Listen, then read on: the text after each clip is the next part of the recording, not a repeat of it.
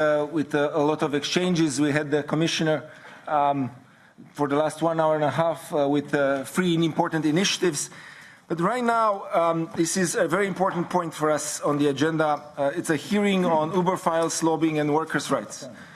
And what is important is that this House, the European Parliament, and our committee, the Employment and Social Affairs Committee, attaches great importance to the role of whistleblowers in preventing, detecting, and reporting irregularities and misconduct of businesses and public entities alike. We recognize that whistleblowing based on the principles of transparency and integrity is essential for the good functioning of our democracies.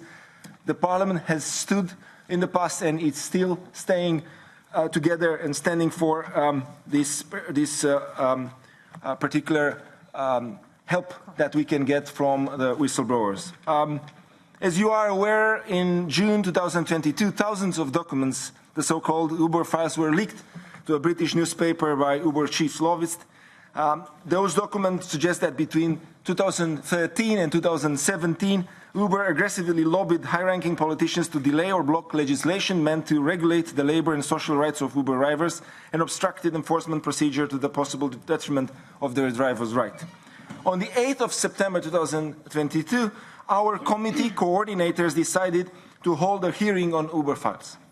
The aim of the hearing, just to be very precise, is to give an overview of the situation of Uber drivers in Europe and show to what extent, through Uber's lobbying activities, their workers' rights have been affected across Europe within the scope of existing labor and social rights. Empowering and protecting people and making inclusive growth a reality in Europe is at the heart of our committee's work and preoccupation, especially now in the context of rising cost of living and accelerated green and digital transition. As our labour markets undergo accelerated changes, our members continue to put great emphasis on fair working conditions and the right of workers, including platform workers. I'm therefore very pleased to welcome Mr. MacGann, former head of public policy in Uber and whistleblower. I would also like to welcome Commissioner Schmidt, who will also intervene in the first panel. Just a few words about the second panel. The second panel we will hear from other experts, Dr. Andrea Anastase, Assistant Professor, Faculty of Arts and Social Sciences, Maastricht University, Brahim Ben Ali, former Uber driver and founder of Uber Drivers Trade Union, and Ms. Zuzana, Púčiková, Director of EU Public Policy Uber, in order to have a comprehensive view of the situation of Uber drivers in Europe. Before I open the first panel, I would like to make a general remark about the conduct of this hearing. We would like to hear from all our guests. All guests are welcome. I'm aware that this topic that we are discussing today is one that many of us feel strongly about. Nevertheless, I would like to ask you to show respect to all participants as well as the committee and the House. And it's my duty as a chair to be sure that these rules will be taken care of and respected. Without further ado, I would like to thank again and to give the floor to our keynote speaker, Mr. MacGann. Please, you have the floor, 10 minutes. Thank you. Good afternoon. I would like to thank the chairperson, Dragos Pisaru, and all the members of the European Parliament Committee on Employment and Social Affairs for inviting me here to answer the committee's questions.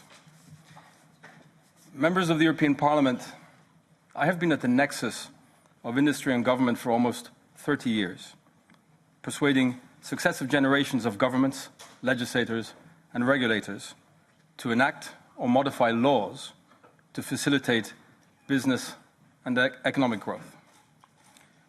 I lobbied governments around the world to get Uber what it wanted in order to succeed.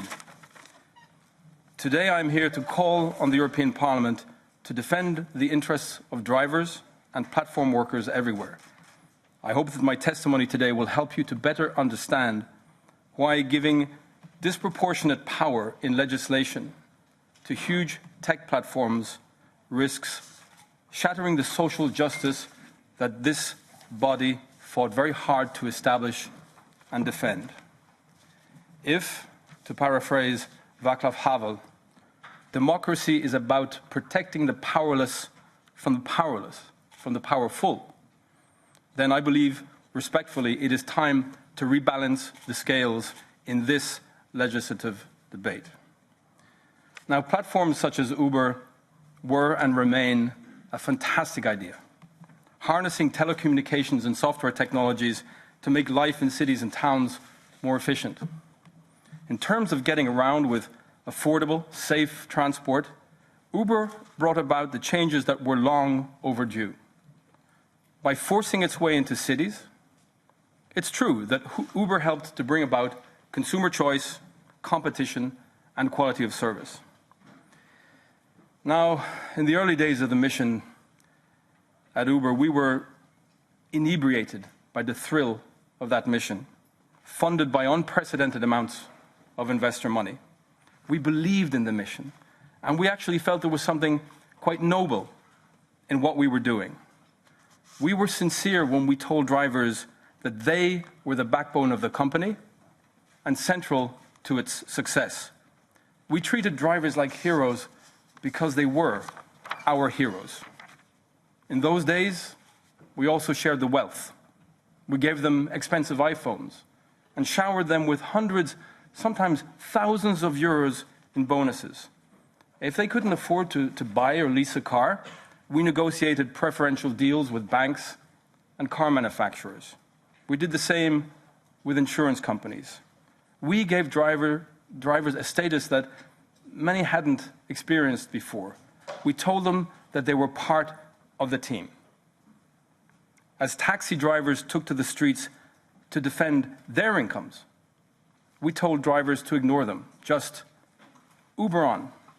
When politicians tried to stop us or slow us down, we co-opted democracy itself by leveraging consumers' political power, putting very public pressure on elected officials to back off, drowning them in millions of rider petitions. We told politicians that we would agree to stop the controversial, illegal Uber Pop service if they changed the law in the way that we wanted. We weaponized our drivers and we weaponized our customers. They were ours to use in the service of the mission. Governments and politicians just needed to get out of the way. Our driving mantra was do whatever it takes. Ladies and gentlemen, even in those days, we had disproportionate power.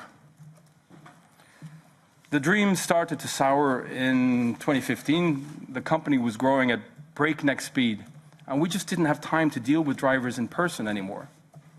We opened huge back office centers to handle drivers' concerns by messaging through the app.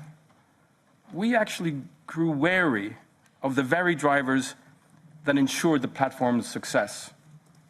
When we found out the drivers were seeking to organize among themselves, the company used fake identities to infiltrate their Facebook and WhatsApp groups to monitor what they were planning. We constantly revised and improved the algorithms that were increasingly directing and managing the drivers and removing most human interaction. From early 2014, we faced class action lawsuits from drivers who were already challenging their self-employed status. Now, those lawsuits forced us internally into exhausting linguistic and semantic gymnastics. The legal team instructed everyone to use the term partner drivers, not our drivers. The policy team was ordered to talk about creating economic opportunities. On no account should anyone use the word job.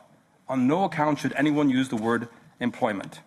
We promised the French government that we would create 70,000 entrepreneurs in Paris alone if they would radically simplify the rules for professional drivers. Uber didn't create a new type of worker as much as find new ways to avoid the costs and responsibilities that employers have towards their workforce. If it walked like a duck, if it quacked like a duck, then our instinct was to say it's a duck. But no, the management in San Francisco said, it's not a duck, it's a hamster. Call it a hamster. We told everyone what we knew they wanted to hear. To investors, we guaranteed unprecedented profits over a very short time span. We told customers that they could get a brilliant private transport service at the push of a button, no waiting, no hassle, cheaper than any alternative. We told drivers that they could make a decent living, earning thousands of euros a month, with the status of being their own boss. Everybody wins. That was never going to happen. For a business model to succeed, someone in this case would have to suffer. It turned out we had sold people a lie. Governments, the media, and especially drivers. In those days, we were permeated by a sense of self-entitlement. We were right, everyone else was wrong. The response to every problem was, Uber on. Don't ask for permission, just launch. Local resistance? Uber on. Drivers getting fined? Uber on. Cars getting impounded?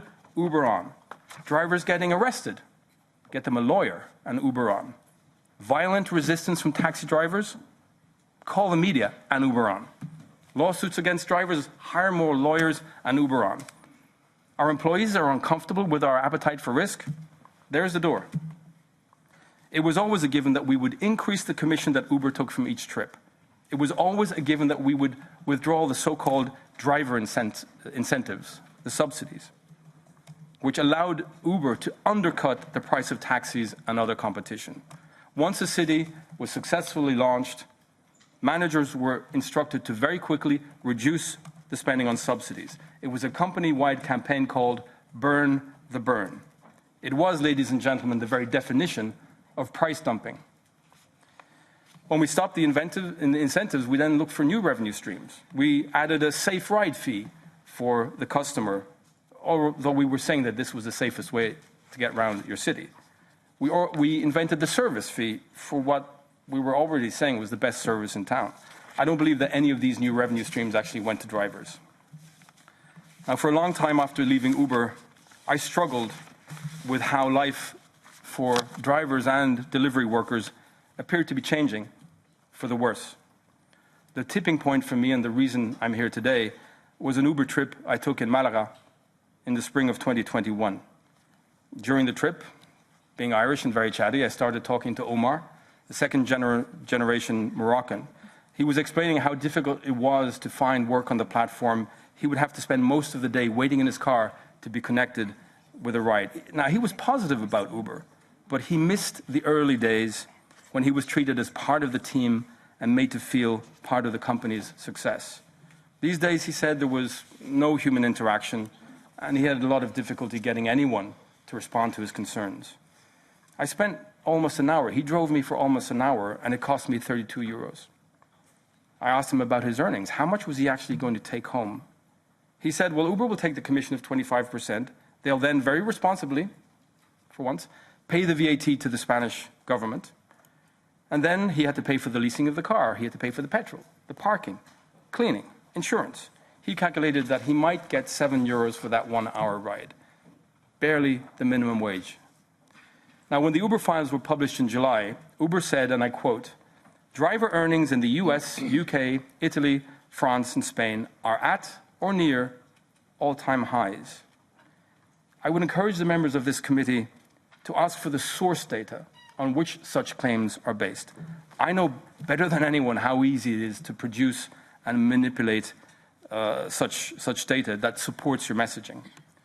When I was at Uber, we paid academics to use skewed data sets to produce numbers that favored Uber's position. The data would show high earnings because the data didn't take into account the time that the drivers were waiting between one trip and another. The data would show that the drivers wanted to be independent, but based on very carefully designed driver surveys. As Mark Twain famously once wrote, there are, ladies and gentlemen, lies, damn lies, and statistics. I think for so many platform workers around the world and in Europe, like Omar, the dream has soured. Despite being applauded as heroes during the pandemic, drivers and delivery workers are clearly insufficiently heroic to receive a decent living wage, health insurance, paid leave.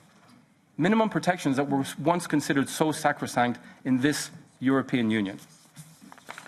Platform companies that deny their workforce basic labor rights in the name of a zealous, stubborn, libertarian belief that flexibility is what workers value most are being dishonest with governments, misleading with investors, and in the harsh economic times in which we live, cruel with millions of workers, the workers on whose backs their businesses were built.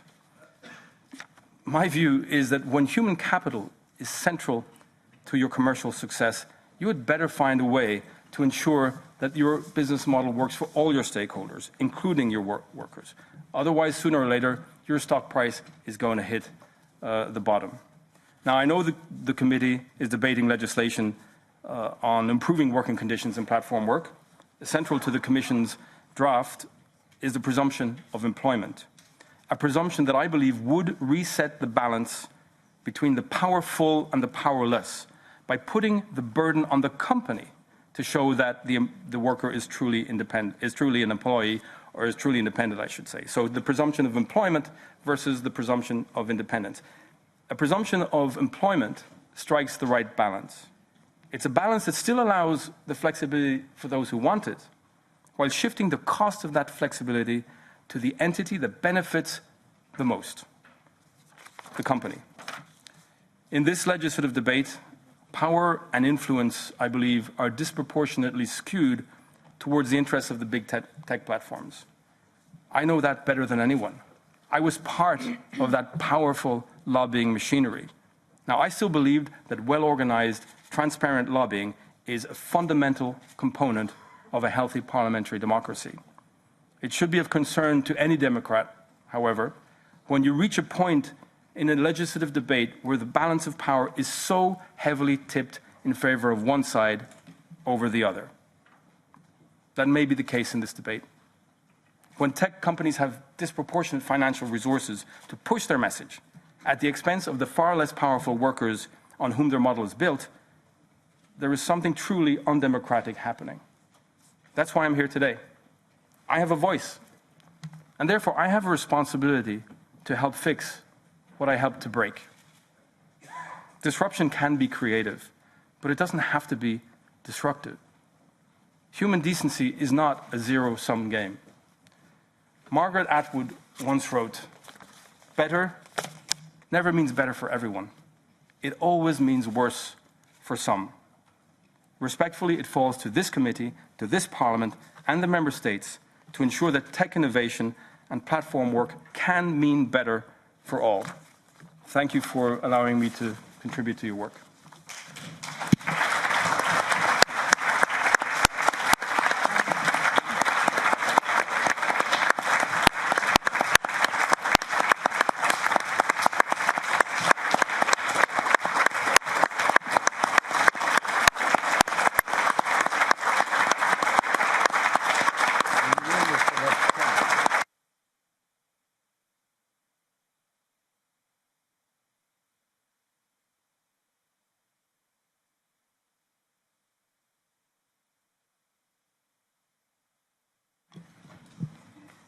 Thank you very much for your testimony, Mr. MacGann.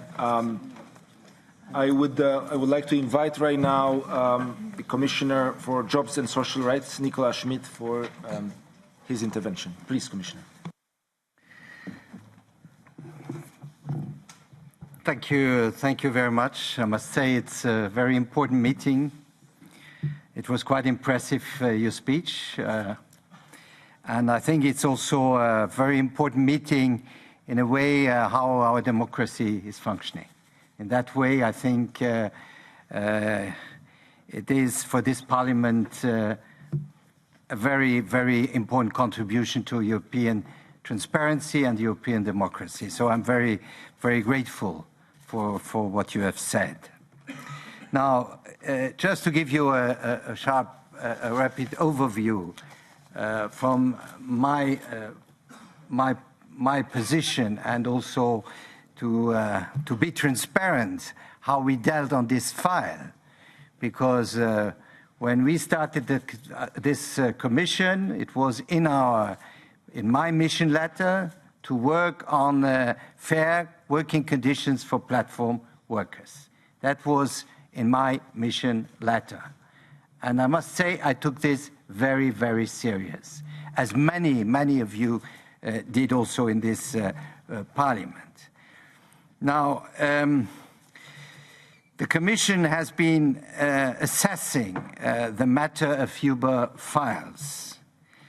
And there are a certain number of issues connected to what you have said, also who are connected with former members of the Commission. And here, at Olaf's request, it has also shared, the Commission has shared information relevant to the mandate of Olaf. And as a general rule, Olaf analyzes all incoming information of potential investigative interest according to their standard procedure. And in agreement with Olaf, we invite the parliamentarians who want so to be in touch with Olaf for any further information on specific issues which have been mentioned also in the Uber files. The Commission's proposal for a directive on improving working conditions in platform work, we consider it to be a game changer. And I think you described the reality of the work of many, many, many platform workers. Yesterday I was in Paris and I had the opportunity to listen to more than 100 platform workers describing to me the real situation of platform workers.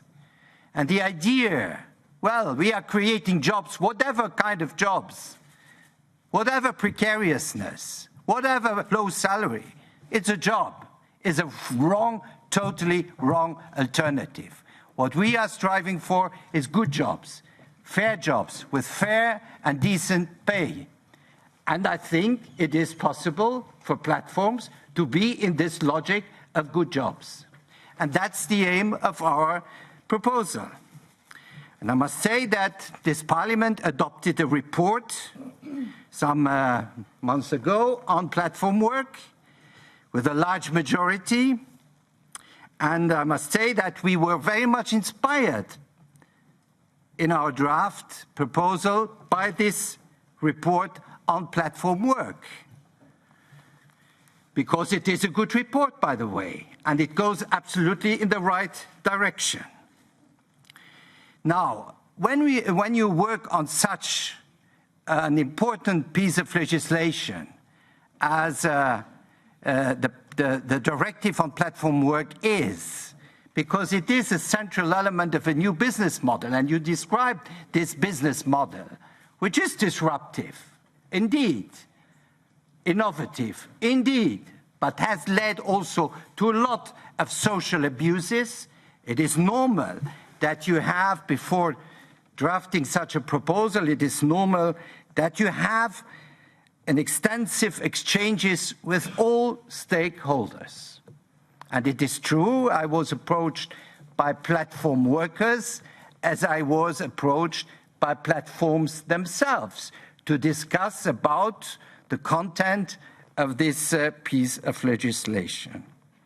So it is usual practice to engage with representatives from all the sides, from all stakeholders, including also civil society, to have this kind of dialogue and to be, I would say, in a listening mode. We exchanged with a range of stakeholders, meaning business associations, platform companies, platform workers, associations, trade unions, member states representatives, experts from academia and international organizations, but also not only European, but also coming from other parts of the world. And we know that there are issues also in other parts of the world. And as I always say, California, the place where finally the platform economy was invented, was also the place where, I think, at the first legislation was invented to bring platforms in a normal frame, socially speaking, mainly. So the Commission was in contact with 28 digital labor platforms, including Uber, 4 organizations representing platforms, and 24 organizations representing people working through platforms. In September 21, the Commission held 2 consultation hearings with platform workers, associations, and platform companies to inform the Commission's to inform about the Commission's initiative. 25 associations and 25 platform companies were invited, covering various sectors of the platform economy. Moreover, the European social partners have been consulted through 2 treaty-based consultations in line with Article 154. We listened carefully to all the stakeholders and we considered their concerns and views, which were often going into different directions. Well, the interests are not the same on different sides, as we know. Drawing from these extensive consultations, the Commission has adopted an ambitious yet balanced proposal for a directive last December to improve working conditions in the platform economy, ensure a level playing field, and support its sustainable development. And I've always repeated, our aim is not to destruct or to destroy platforms or to make life for platforms impossible in Europe, because platforms respond also to a new way of life, to new demands in our society. But you cannot build a business model on a social regression, on ignoring the social guarantees which have been established all over during decades and decades. So I think the issue of our proposal is precisely to guarantee the real social protection that you mentioned, and at the same time, the functioning of platforms, which is absolutely possible, because there are platforms giving the right social protection, decent wages to their workers, and nevertheless survive. What they are complaining about is that they are in an environment where competition is not loyal, because some are not following this example. They try to finally undermine the normal schemes, the normal rights, in order to guarantee a competitive advantage. Well, I think that this is a very important moment, because we are living in a time where the world of work, the organization of work is at stake. And we have to make sure that Europe, which is an example, and I had the opportunity to talk to a certain number of non-European labor ministers, including the American, the US labor minister, and they look at Europe. They want to know what we are doing. And I think we have already in many areas indicated how we have to bring things into the right shape, and especially in the digital economy, which is a new area. And this is also a challenge for us. And I thank you very much for your explanation, for your openness, your transparency, and your courage. Thank you.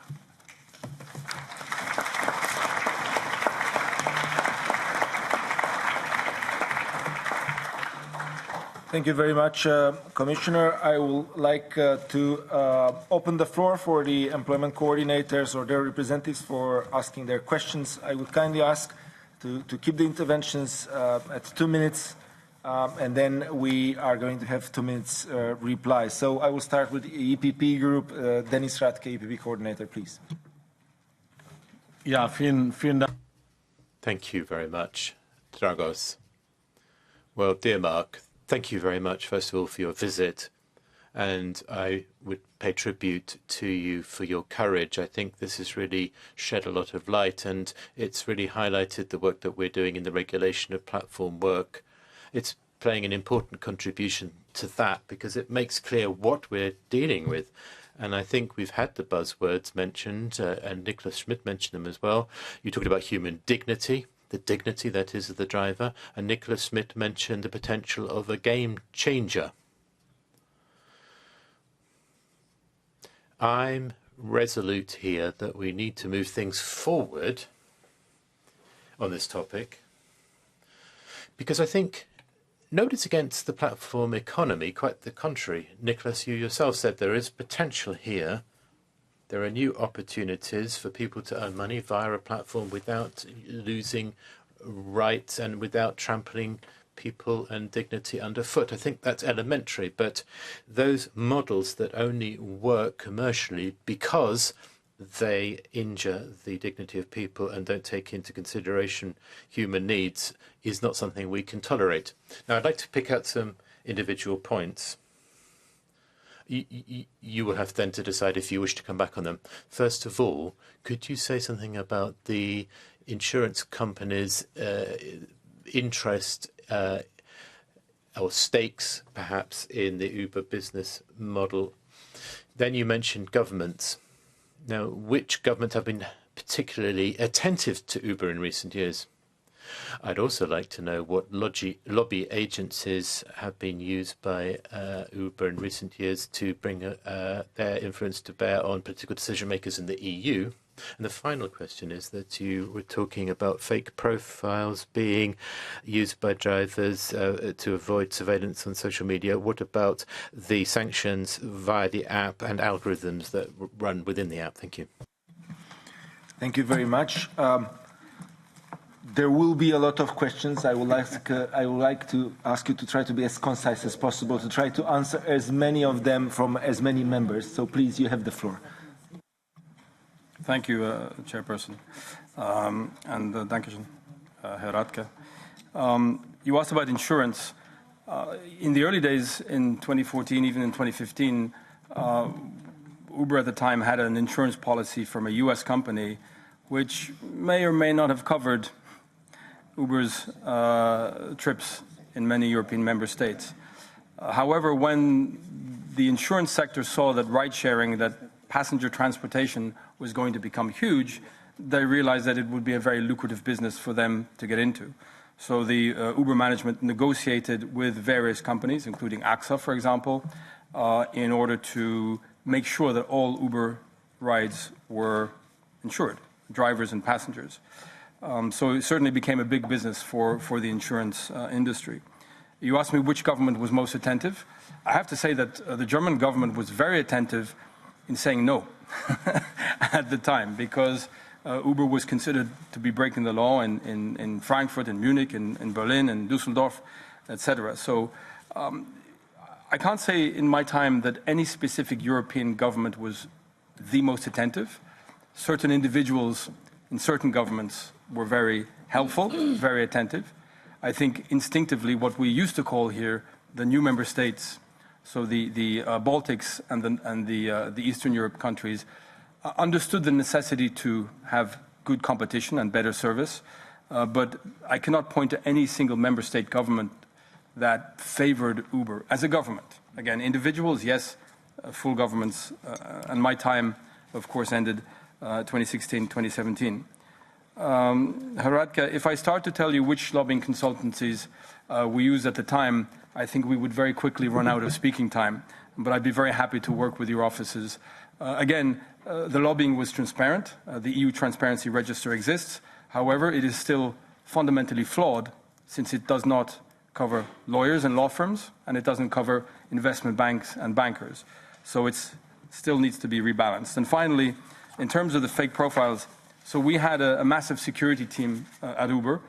We paid security firms, private detectives, former Secret Service personnel in the US, in Europe, in Germany, in Spain, to investigate the taxi unions, the people who owned the taxi licenses. So there was certainly, at the time, I specify at the time, I cannot speak for Uber today, but at the time we had tendency to go sort of digging in people's trash cans to find out exactly who was doing what. And when we found out about the workers wanting to organize, God forbid not unionize, wanting to stand up for their rights, that's when Uber started to realize that they needed to keep a lid on the freedom of workers to actually unionize, mobilize, and ask for new rights. Thank you. Thank you very much. Let me move to the S&D group. We have the rapporteur on the platform work file, Elisabetta Gualmini.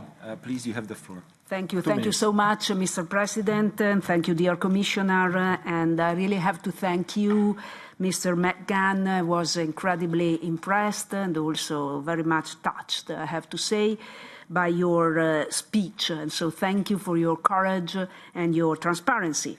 So, as you know, we are here in this House of Democracy negotiating a very important file, so the Directive on Platform Work, and we are simply focusing on two main issues. So, first of all, to state the correct status of workers. So, if there is bogus self-employment, we just need to say that that is bogus.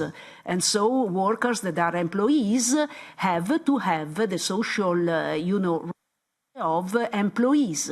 So we are not against the platform economy, we are not against good employers, but we are against a false, classification of workers. Second of all, we are saying that algorithms cannot be black boxes, so you have to be transparent to give information. Just 2 weeks ago in Italy, a boy, a very young rider, died and he was dismissed after being dead. The family got an email after mortem. This is middle age, this is not social rights. But here there is, I have to say, a toxic narrative going on that we are, so to say, automatically reclassifying workers, which is not absolutely true. And it's simply, we just need to read what is written in the last version of the compromises. So I wonder if this toxic narrative spreading and going on and being completely false is somehow connected, in your opinion, to, a more or less a transparent lobbying activity. So I ask you, and I close down, do you think that the uber unlawful lobbying practices are still widespread, are still being emulated by platforms, especially on these very important legislative files? Thank you. Thank you very much. Please, Mr. MacGann. Grazie per la domanda. It's very sad what you said about the young person who died in Italy last week, and of course that's definitely not the fault of Uber. However, when robots are replacing human beings, the level of insensitivity certainly goes sky high. You asked me a question about, do I believe that Uber is continuing unlawful lobby practices? I think the short answer is, I don't know. I know that we had a philosophy, we had a methodology, we had almost unlimited finance. Just for 2015, 2016, globally, on our policy, on our lobbying, on our communications, we were spending $90 million US. This is in the data. And by the way, I should say that it's not what I think or what I believe, it's what the data shows, the data that I provided to the journalists. Lawful and unlawful I shouldn't speak to. Moral and immoral, that's something else. When you're spending millions of dollars to block legislation that's trying to give people not fantastic protection, but minimum safety net, minimum protection. When you're spending millions and tens of millions opposing ballot propositions in California or in Massachusetts to deny workers their basic labor rights, their basic human rights, which so many of us are allowed, privileged to have. When you're spending tens, if not hundreds of millions of dollars or euros globally on expensive law firms to drown workers in legal fees when they try to seek reclassification as employees. So I am not qualified to talk about the legality of Uber's lobbying practices. I just think that perhaps some of this, at least for me, is borderline immoral. Thank you. Thank you very much. We move forward to the Renew Europe group, and we have the coordinator, Lucia Doris Nikolsonova. Please, you have the floor. Yes, thank you, Dragos, for giving me the floor, and thank you, MacGann, for being here with us today. Thank you, Commissioner Schmidt, to be being with us today.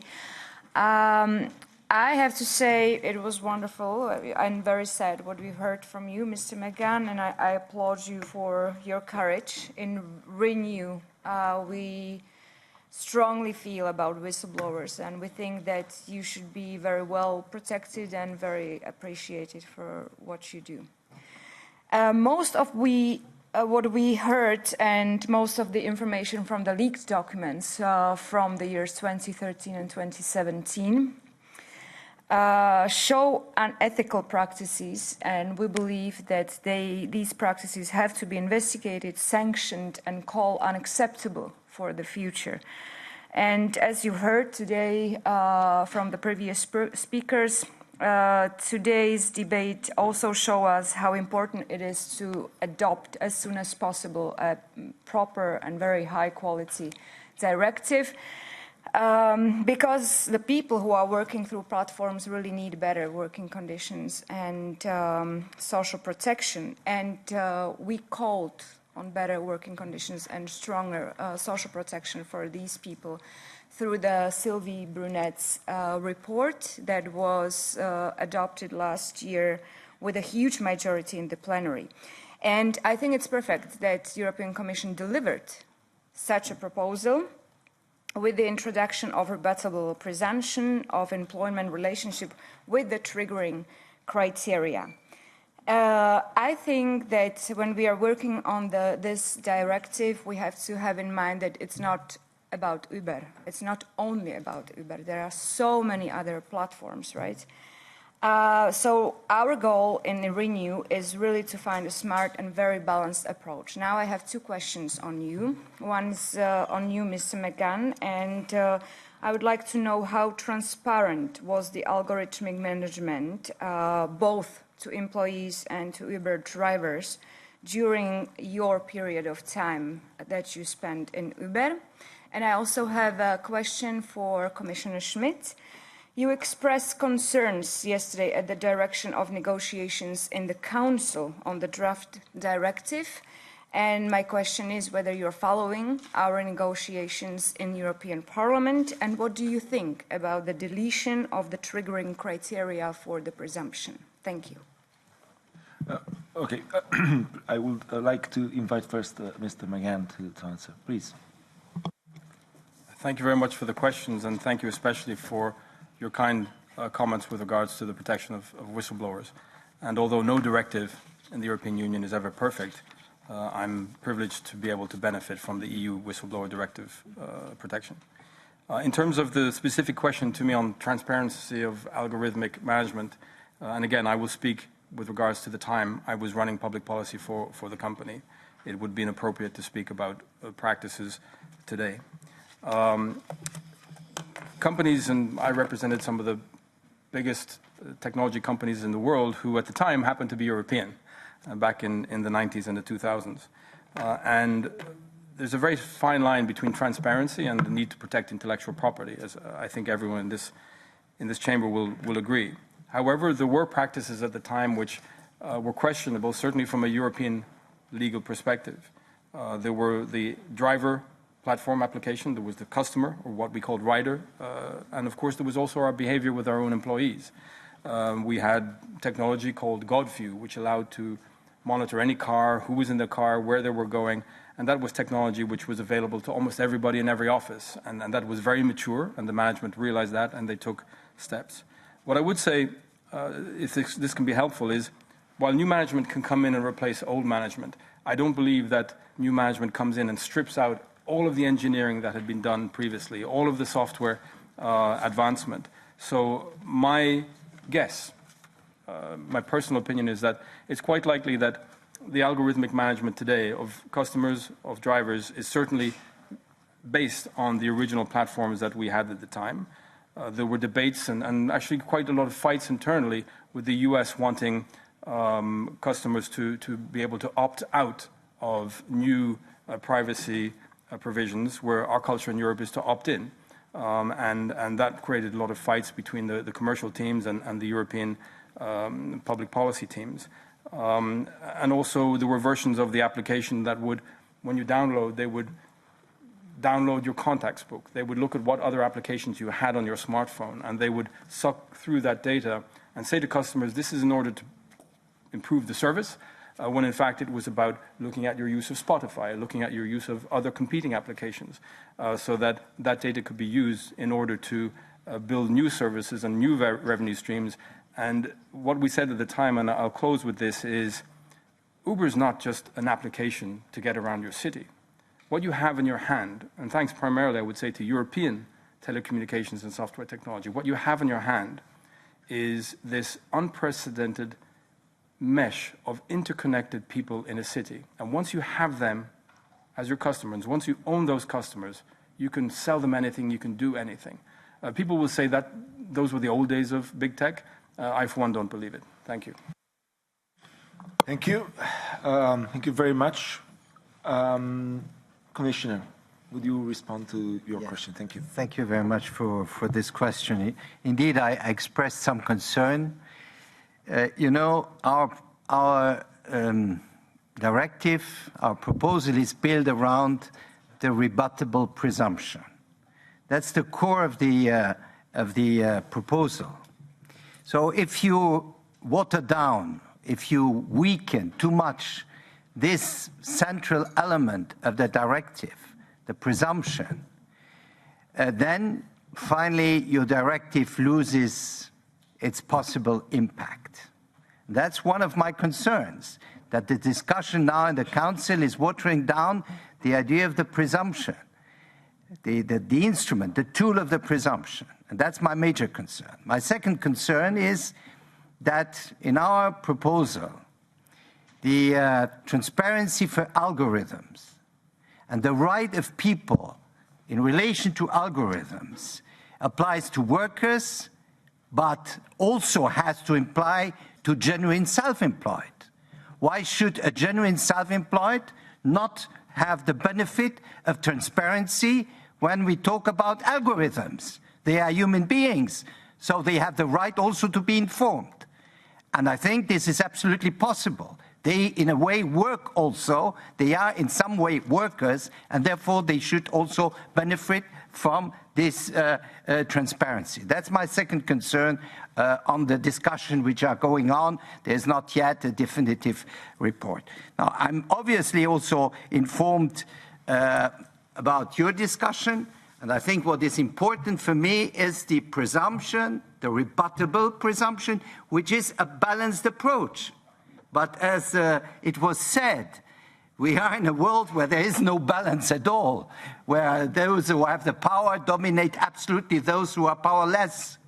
And therefore, this is the right approach, the rebuttable presumption, to make sure that to give the rights to the workers and to give them also the possibility to defend their rights. Because having a right is good, but you should also have the possibility to defend in a reasonable time your right. And some drivers who are here know what I mean, because they know what kind of difficulty they have or had when they wanted to get their right, also in relation to jurisdiction. So I hope that the Parliament will up to that point and to have this rebuttable presumption. I believe that criteria are useful, because that's why we put them into our proposal. And you know, the Commission always finds its own proposal, unless the contrary is demonstrated, always the best. We all always appreciate this hedonic behavior of the Commissioner. I'm kidding. Yes, indeed. Thank you. So let's move forward for the Greens group. We have Kim from Spartak. So please, Kim. Thank you, Mr. Chair. And first of all, let me thank you, Mr. MacGann, for coming forward, first of all, as a whistleblower to denounce the practices of Uber. I really think it shows the importance of the protection of whistleblowers and also why we as a European Parliament should stand very firmly for their rights. And I think I want to express this one more time here. Breaking the rules is not innovation, and we cannot have Uber writing our new rules. And since we have a short amount of time, that's where I'll keep it, and I'll delve right into the questions I have for you, Mr. MacGann. So first of all, were the politicians you lobbied actually aware that you were violating labor laws? And did they ever confront you about it? And secondly, I would like to go a bit further on the thing you already mentioned, which I find quite shocking, that, for example, Spotify was being tracked. So in general, how did Uber deal with the privacy of the drivers? Was more data collected? And also, specifically, could you give some more details on how this data that was extracted was used then? And also, at which moments were the drivers tracked? Were they only tracked when they logged into the app or at all time? And my final brief question is on the assistance to whistleblowers. You have shared the Uber files with The Guardian, but did you inform any public authority about the information you had as well before going to the media? Thank you. Thank you. Thank you very much. Mr. MacGann, would you like to respond, please? Thank you. Thank you very much, Ms. van Sparretak. I don't know if it's because you're representing the Greens, but since you started talking, I have bright sunshine in my eyes. That's the effect of our colleagues, so yeah. So with regards to violating of labor laws and how politicians confronted us, I have to say that in some instances, in many instances, in Europe in particular, there was a level of schizophrenia where we would have transport authorities and transport ministers shaking their fists and telling us that we had to stop, that we were illegal. You had some economy ministers who were more open to the idea of potential job creation because they were not forbidden to use the word job. We were forbidden to use the word job. And even the potential for tax revenues, new business models, lots of money changing hands. I do remember actually sitting down with the then Deputy Prime Minister of the Netherlands, Lodewijk Asscher, who said, look, happy to sit down and talk to you guys, but you're breaking the law, and actually you are jeopardizing the social model of the European Union. And we thought he was old-fashioned and conservative, and maybe it's because I'm older now, I realized that we were actually part of a problem and not part of a solution. I would also say that the Labor Secretary of the United States at the time in the Obama administration told us, you have to sit down and talk to the unions because they are worried that you are weakening a model which is already on its knees, and this was in the United States. So yes, certain governments in certain European countries did have concerns about labor laws. What was on the front pages was how we were perceived to be violating transport laws. I can't really say very much today, unless I pull out my laptops from those years and talk to you about the approach to how we tracked drivers. In the beginning, it was very informal. We would meet drivers, we would log them.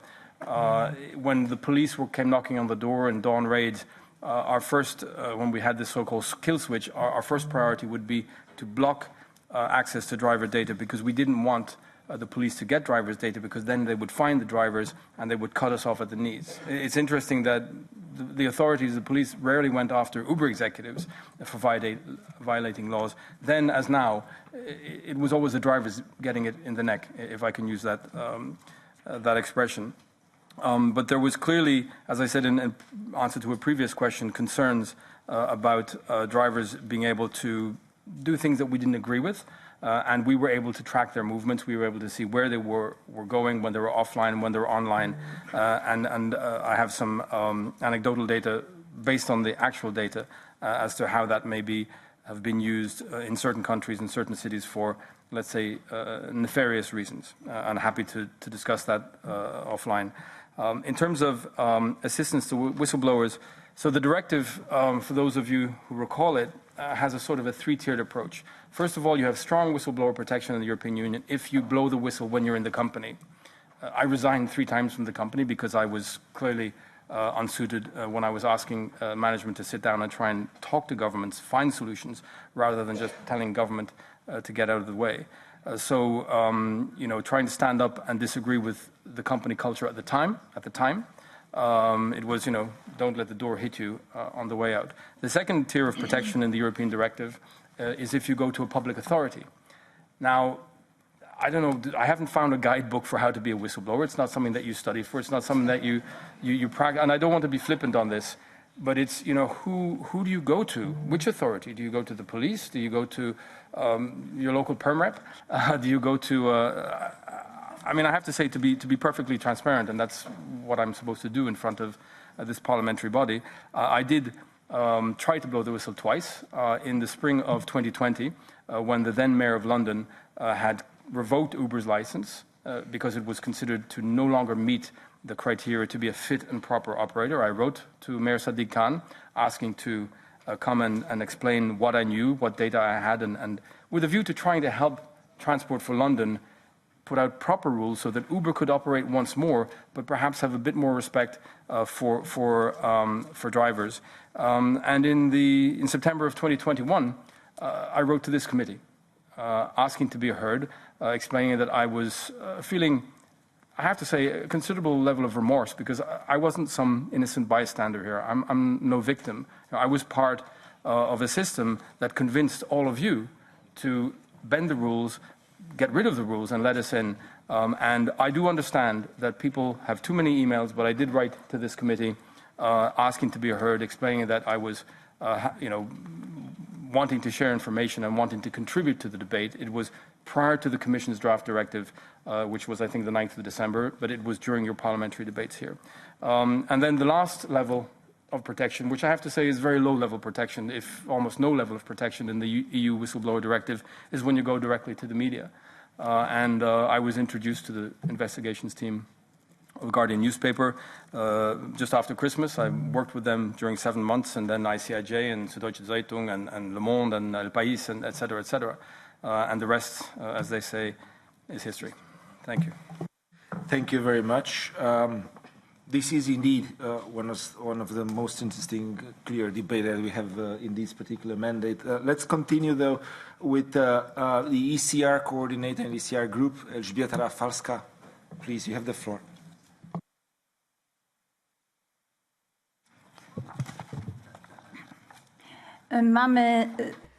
Thank you.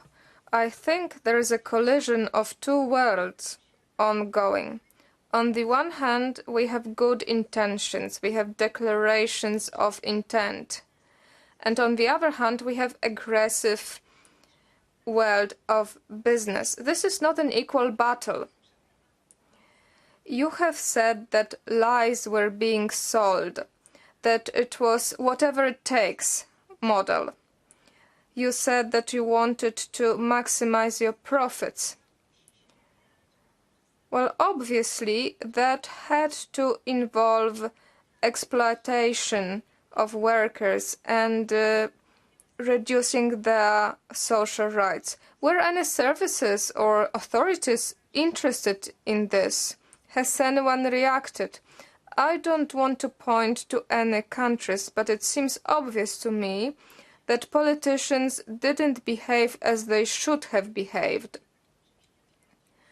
while passing legislation.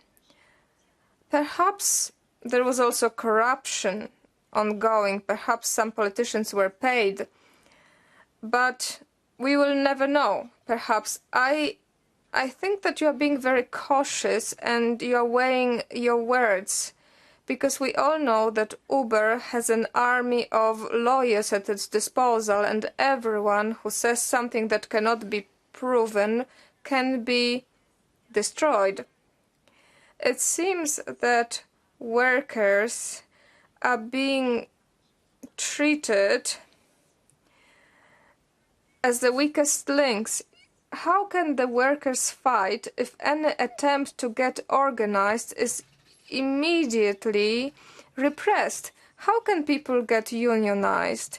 Uber wants them dispersed. Uber wants them under surveillance, and if they don't like it, they should go somewhere else. That seems to be the logic. This is not a free market. This is a market where people are doing bad things and getting away with it.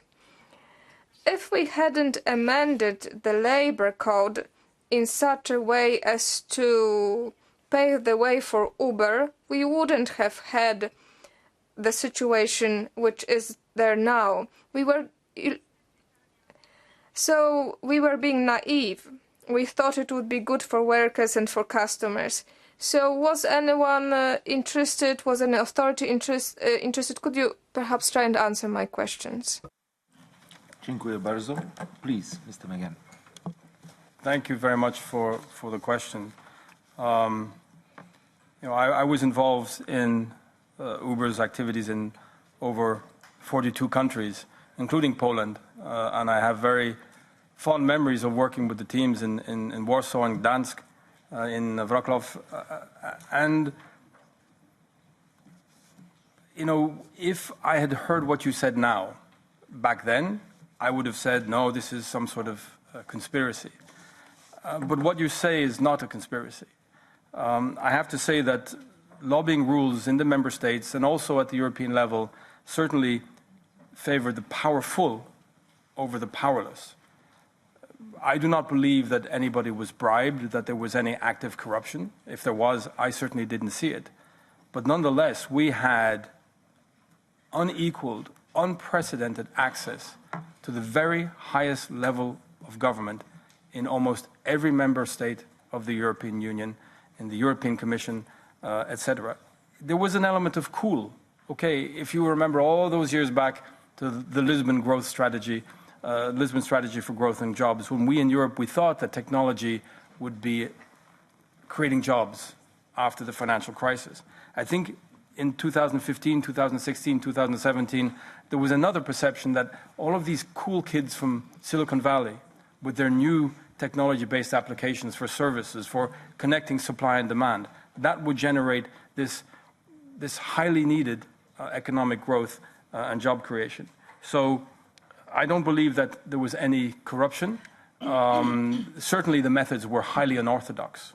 You know, going to governments and saying, here are the facts, without revealing that we'd paid 100,000, 200,000, 300,000 euros to academics to make those facts go in a direction to support what we were doing.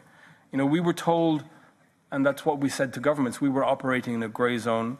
We were told, do whatever it takes, and this was absolutely what you say. This was a strategy to put profits before people, to put growth and profitability before anything else, including respecting the law.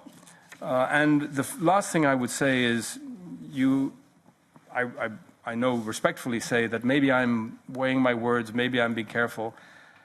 I have to say there's before and there's after when you're a whistleblower. So I cannot take this back.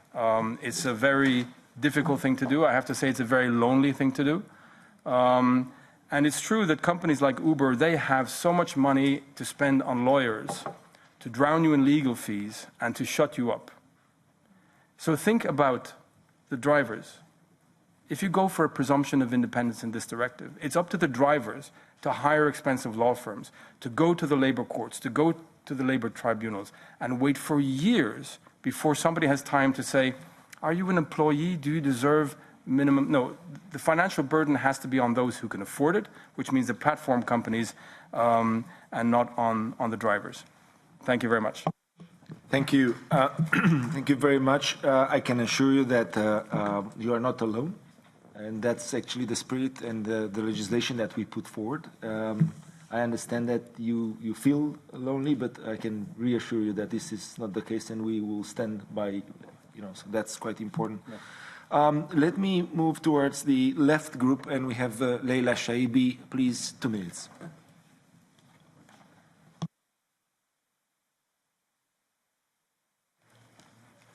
Bonjour. Bonjour, Monsieur MacGann.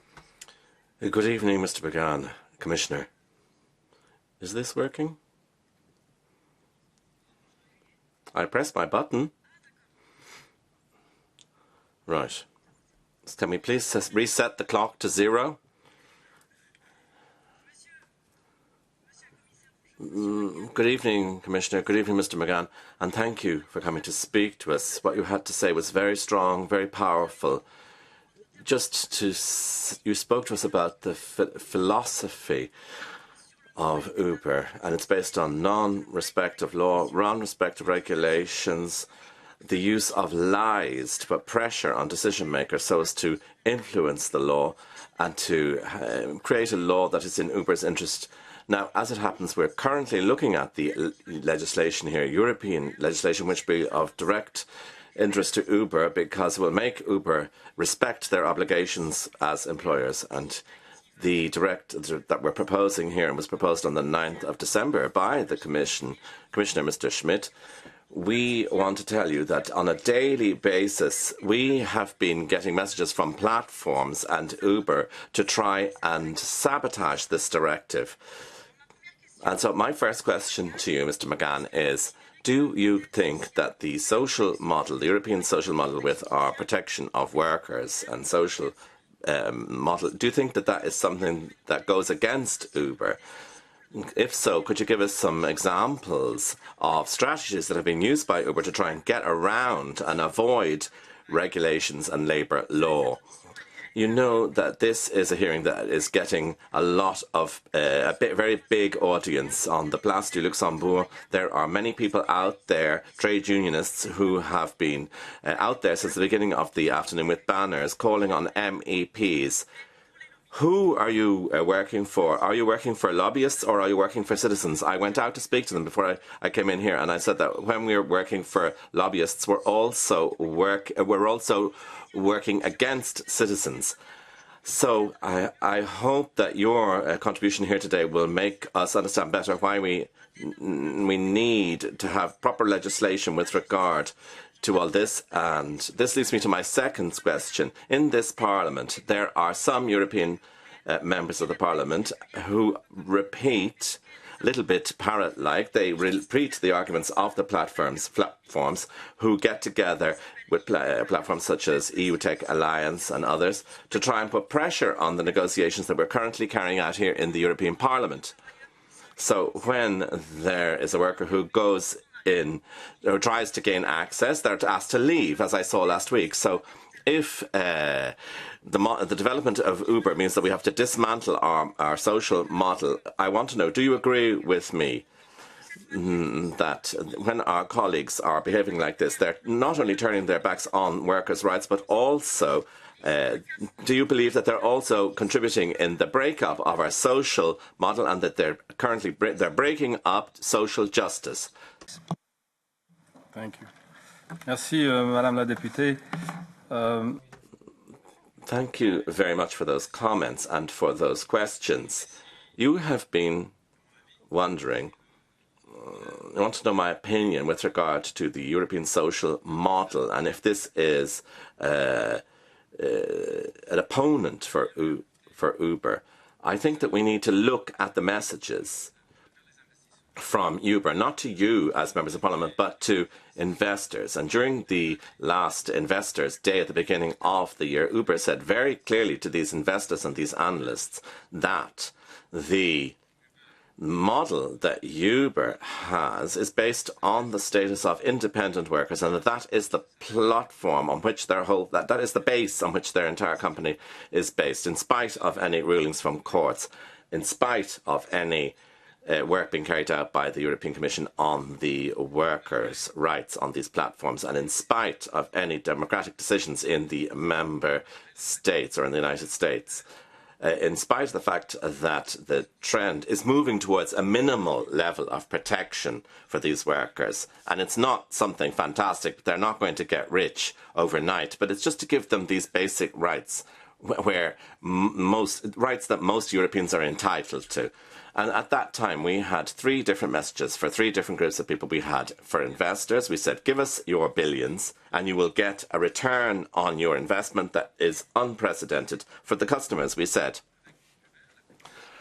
when you take an Uber taxi, it's going to be a high-class ride with a personal driver, a chauffeur, bottle of water, patience. They'll get up and they'll open the door for you. This was the model. And in fact, it's also going to be at a price that beats all competition. And to drivers, we said, come and join us. You will have a worthy salary. And these people often came from difficult areas of town. And we said, no, come and join us and you'll be part of our team. So there were these three different types of groups of people, and one of them was always going to be come off worse. And so the whole question of the European social model, this is a challenge for Uber. But if they wanted immediate profits, well, of course, this was an opponent. But if they were ready to comply with rights and laws in countries that they wanted to operate in. And if they wanted to really build something, well, then it could be something that works for them. Then the second question, I'm not a politician, even though I sometimes might seem to speak a lot. And so I do know that you, as members of Parliament here, you are elected representatives, and I respect that. But I was a lobbyist for Europe with Uber, and I know better than anybody else how to do lobbying with respect and with transparency and using systems where we dilute everybody's interests into large, strong associations. And that's not how democracy works. And so I really would say that we need to have maximum respect for members of the European Parliament, maximum respect for those who don't have a voice and who have to fight to be heard. And the last thing I wanted to say with regard to the meeting that was interrupted that you were talking about, if here in the European Parliament you can talk in your native language, that's your right. And so thank you very much. Merci beaucoup. Thank you very much. We are right now having the two last interventions from our committees that wanted to join us. So I have the pleasure of introducing first the TRAN committee chair, Karima Delli, and then the FIS committee chair, Paul Tang. I will start with Karima and then Paul. 2 minutes, s'il te plaît, Karima. Merci beaucoup, Monsieur le Président. Thank you, Chair. I have a question for you, Mr. MacGann. You were the chief lobbyist for Uber between 2014 and 2016. You spoke out about what they were doing in 2013 and 2015. But in 2017, I myself here at the European Parliament Transport Committee, we were looking at the fraudulent methods that Uber was using with regard to their influence. And in 2017, in Parliament here, we did a study on the share economy in transport. And this is the study, in fact. This was carried out by so-called independent researchers. And I do say so-called independent because within that team there was a professor who was a specialist in the area of collaborative economy. But during that same time, he was also Uber's lawyer in the city of Barcelona. And so in this study, there are 133 times that Uber is mentioned. BlaBlaCar, which is another platform, very cooperative, only was mentioned 41 times, and that's just by way of comparison. So clearly, the Parliament didn't know anything about this. Mr. Montero never spoke about the fact that he was wearing two hats, and it was too late when we found out about it. But we did think, nonetheless, that this was a biased report because it was they were using methods that are used by thugs, and that has no place in the European Parliament. And what I would like to say here is, even though this is just the tip of the iceberg, that's the first question. And then the second question is, are there other studies and other institutions that were manipulated? And this really has to do with the illegal nature of the operation Uber. And then one final thing, is it not time for us to pass legislation on this whole question of platforms, making sure that they respect the employer's rights and look at this whole question of collaborative economy, because we have two models. Because Uber always says that it's a cooperative economy, so that they don't have to comply with all the rules to do with dignity and salaries. And just finally, I'd just like to say that as President, as Chairperson of the Transport Committee here in Parliament, there will not be any future means of transport unless there is the recognition of the individual driver's dignity. We'll give now the floor to Paul Tang, the chair of the FISC committee in the European Parliament. Paul, please. Thank you, Chair, and thank you, Mr. MacGann, for the moving testimony and for the courage to stand up as a whistleblower. Much appreciated. And what I take from it is that Uber on at all costs, certainly of the employees. But Uber on also required accomplices. And I would like to focus on that. The first that comes to mind are the Dutch tax authorities. Because I learned from the Uber files that the Netherlands, the Dutch tax authorities, delayed a joint audit on the request of France, Germany, Sweden, Belgium and the UK. I also learned that the Dutch tax authorities shared information, privileged information, with Uber. That's one. The second one is former Commissioner Neelie Kroes. She requested to be, also with the President of the Commission, to be a commissioner, to be a lobbyist. That was declined. That was declined 2 times. And this is not the first time her name appears in this conflict of interest. This is the second time that her name appears. So my questions are also directed at the Commission, at Nicholas Smith. Let me start there. Does the Commission investigate whether the EU rules and especially the Directive of Administrative Cooperation has been infringed by the Dutch tax authorities? The Dutch tax authorities were not allowed to share privileged information for one thing. That's the one thing that the FISC subcommittee would like to know. Also, what are the consequences for Neelie Kroes? Has she replied to the request of information by von der Leyen? And is the punishment of cutting in the pension benefit on the table once the investigation is over, and when is the investigation over? And then those are my questions for Nicholas Smith, and then for Mr. MacGann. 2 accomplices, the Dutch tax authorities and Neelie Kroes, were they aware that they were bending the rules? Was there sort of silent understanding that this may not be according to the rules and that Uber act accordingly to protect them? Were the Dutch tax authorities aware? Were Neelie Kroes aware? What is your impression? That's the impression I get from the Uber files, but I'm happy to hear it from you too. Thank you very much. I will start again with Mark MacGann if he wishes to answer the questions of the 2 chairs, please. Thank you, Chairperson. If I could répondre peut-être. I would like to answer in the language the question was asked.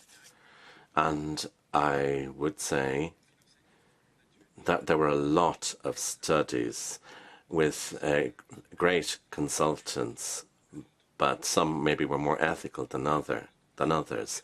And at that time, we had this label.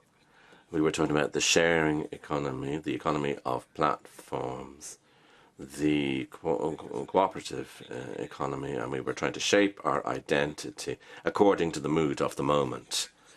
Just wanted to add that the European Parliament itself also has an excellent research centre, and I do think that we really need to stress that every time that there is a study, be it requested by a trade union or a company, you have to look at where the funding comes from. That needs to be more transparent. And I think that EU transparency register is very good, but maybe it needs to be better, because you can always get around it. If you don't want to declare that you had a meeting with such a member of parliament or a commissioner, you can try and get around it, going through maybe some lawyers. So everybody's entitled to earn a wage, to earn their living. But when you're working in a democratic system, you need to have full transparency. And you yourself, as a European member of the Parliament, you have to make a declaration of your interests when you take up your position as a member here in the Parliament. And so I think that there needs to be more harmonisation of all these rules for everybody. Mr. Tang, Complicit? Let me tell you who I think was complicit. The European Union was complicit in allowing member states to fight against each other, to attract these foreign companies, to locate their operations in one member state. Uber, by having a very sweet, beneficial, legal tax arrangement with the Dutch government, at the time at least, paid 25% corporation tax on 1% of global profits, 1%. And this is all public information.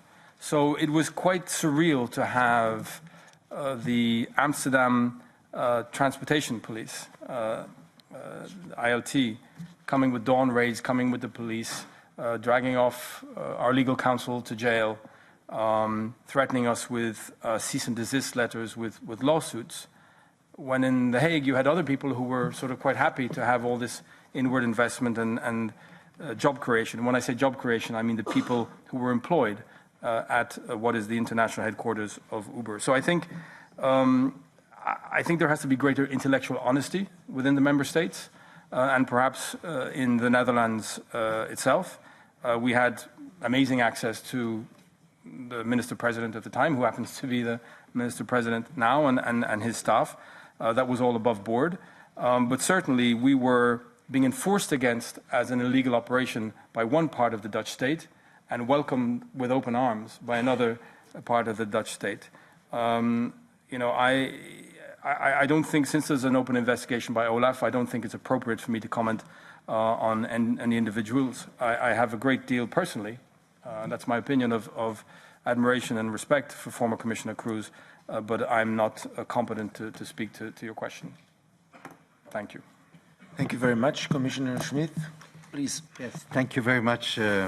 First, I want to thank your chair, but also everybody who participated in this debate and the quality of the questions. And I think it is very important that we have this transparency in European affairs, because that's an essential element also of the credibility of the institutions, European institutions. Now, on the tax issue, I unfortunately cannot give you an answer. I'm not informed about that, but certainly we will check that. If there has been any procedure opened in relation to this tax issue with the Dutch government. On the issue of the investigation against the former commissioner, this investigation conducted by Olaf is still going on. So I cannot comment on an investigation which is going on. It is very clear that if the investigation comes to a result which shows that the code of conduct has not been properly respected, then certainly the measures which can be applied will be applied. But for the time being, I cannot say more because it is still an ongoing investigation. Thank you very much. This brings us to the end of our first panel. I would like to thank again Mark MacGann for his amazing testimonial. I think it's a historical moment in the Parliament. Thank you very much.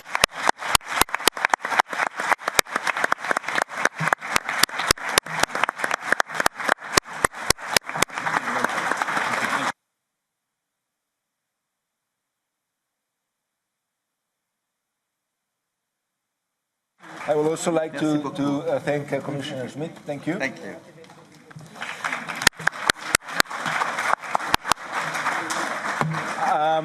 Also, I would like to ask for your patience, and let's wait for the second panel as well. It's equally important. I would dare to say that it's very important to have a balanced view. And for that, without further ado, I think that we will have the chance for, let's say, real and independent academic to take the floor. I hope that we have connected with us Dr. Andrea Anastase, Assistant Professor, Faculty of Arts and Social Sciences, Maastricht University. I apologize for the delay, but I think that the first session was too important and interesting. So do we have Dr. Andrea Anastase connected? Yes, it seems so. Can you hear me? Yes, we can hear you. We can see you, Professor. You have 7 minutes. We are really grateful to have you in this committee session. Please, you have the floor.